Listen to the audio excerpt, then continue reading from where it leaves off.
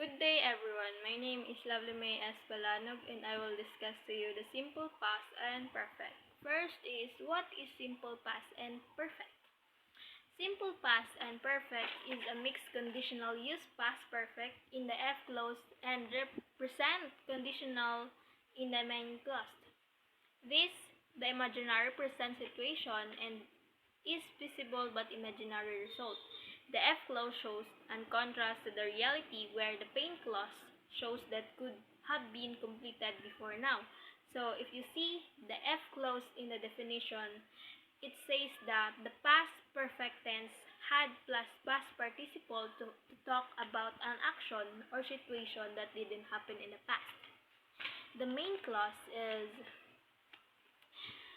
uses present conditional would plus base form of verb to describe the imaginary present result if the past event that had occurred. First, let's define the simple past. So, simple past is a verb tense that describe an action or event that happened in the past. For example, I walked to the park yesterday. At the word walk, we add ed and we have a specific time, yesterday. Always remember that simple past is focuses on action or event that have specific time.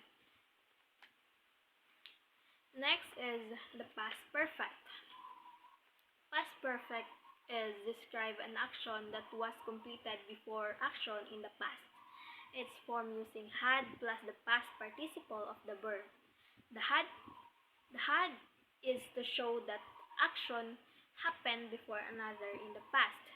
Example, I had seen that movie that was nominated for Academy Award. At the example, we had word that represent action happened before another in the past. We always remember that simple past and past perfect is the dynamic duo of storytelling helping us understand what happened in the past. Thank you.